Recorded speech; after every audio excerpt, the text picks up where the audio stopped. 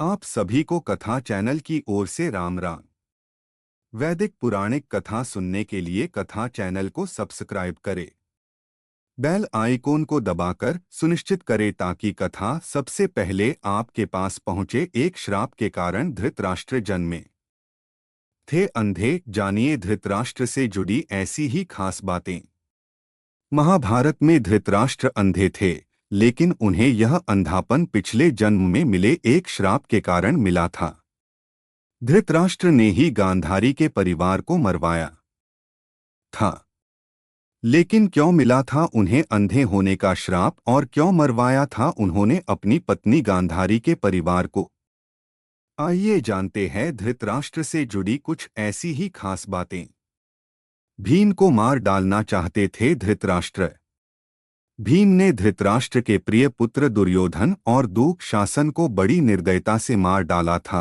इस कारण धृतराष्ट्र भीम को भी मार डालना चाहते थे। जब युद्ध समाप्त हो गया तो श्रीकृष्ण के साथ युधिष्ठिर, भीम, अर्जुन, नकुल और सहदेव महाराज धृतराष्ट्र से मिलने पहुंचे। युधिष्ठिर ने धृतराष्ट्र को प्रणाम किया और सभी पांडवों ने अपने अपने नाम लिए प्रणाम किया। श्रीकृष्ण महाराज के मन की बात पहले से ही समझ गए थे कि वे भीम का नाश करना चाहते हैं। धृतराष्ट्र ने भीम को गले लगाने की इच्छा जताई तो श्रीकृष्ण ने तुरंत ही भीम के स्थान पर भीम की लोहे की मूर्ति आगे बढ़ा दी। धृतराष्ट्र बहुत शक्तिशाली थे। उन्होंने क्रोध में आकर लोहे से बनी भीम की मूर्ति को दोनों हाथों से दबोच लिया और मूर्ति को तोड़ डाला। मूर्ति तोड़ने की वजह से उनके मुंह से भी खून निकलने लगा और वे जमीन पर गिर गए। कुछ ही देर में उनका क्रोध शांत हुआ तो उन्हें लगा कि भीम मर गया है, तो वे रोने लगे। तब श्रीकृष्ण ने महाराज से कहा कि भीम जीवित है, आपने जिसे तोड़ा है वह तो भीम के आकार की मूर्ति थी। इस प्रकार श्रीकृष्ण ने भीम के प्राण बचा लिए। धृतराष्ट्र थे जन्म से अंधे। महाराज शांतनु और सत्यवती के दो पुत्र हुए, विचित्रवीर्य और चित्रांगद। चित्रांगद कम आयु में ही युद्ध में मारे गए। इसके बाद भीष्म ने विचित्रवीर्य का विवाह काशी की राजकुमारी अंबिका और अंबालिका से करवाया। विवाह के कुछ समय बाद ही विचित्रवीर्य की भी बीमारी के कारण मृत्यु हो गई। अंबिका और अंबालिका संतानहीन ही थीं, तो सत्यवती के सामने यह संकट उत्पन्न हो गया कि कौरव वंश आगे कैसे बढ़ेगा। वंश को आगे बढ़ाने के लिए सत्यवती ने महर्षि वेदव्यास से उपाय पूछा। तब वेदव्यास से अपनी दिव्य शक्तियों से अंबिका और अंबालिका से संतानें उत्पन्न की थीं। अंबिका ने महर्षि के भय के कारण आंखें बंद कर ली थी, तो इसकी अंधी संतान के रूप में धृतराष्ट्र हुए। दूसरी राजकुमारी अंबालिका भी महर्षि से डर गई थी और उसका शरीर पीला पड़ गया था, तो इसकी संतान पांडु हुई। पांडु जन्म से ही कमजोर थे। दोनों राजकुमारियों के बाद एक दासी पर भी महर्षि वेदव्यास ने शक्तिपात किया था। उस दासी से संतान के रूप में महात्मा विदुर उत्पन्न हुए। एक श्राप के कारण धृतराष्ट्र जन्मे थे अंधे। धृतराष्ट्र अपने पिछले जन्म में एक बहुत दुष्ट राजा था। एक दिन उसने देखा कि नदी में एक हंस अपने बच्चों के साथ आराम से विचरण कर रहा है। उसने आदेश दिया कि उस हंस की आंख फोड़ दी जाए और उसके बच्चों को मार दिया जाए। इसी वजह से अगले जन्म में वह अंधा पैदा हुआ और उसके पुत्र भी उसी तरह मृत्यु को प्राप्त हुए जैसे उस हंस के। अंधे होने के कारण धृतराष्ट्र से पहले पांडु बने थे राजा। धृतराष्ट्र, पांडु और विदुर के पालन पोषण का भार भीष्म के ऊपर था। तीनों पुत्र बड़े हुए तो उन्हें विद्या अर्जित करने भेजा गया।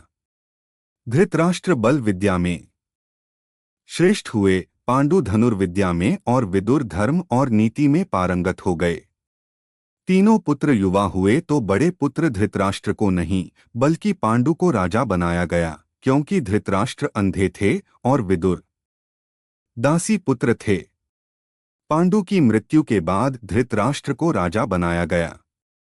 धृतराष्ट्र नहीं चाहते थे कि उनके बाद युधिष्ठिर राजा बने, बल्कि वे चाहते थे कि उनका पुत्र दुर्योधन राजा बने। इसी कारण वे लगातार पांडव पुत्रों की उपेक्षा करते रहे। गांधार की राजकुमारी से विवाह। भीष्म ने धृतराष्ट्र का विवाह गांधार की राजकुमारी गांधारी से कराया था। विवाह से पूर्व गांधारी को ये बात मालूम नहीं थी कि धृतराष्ट्र अंधे हैं।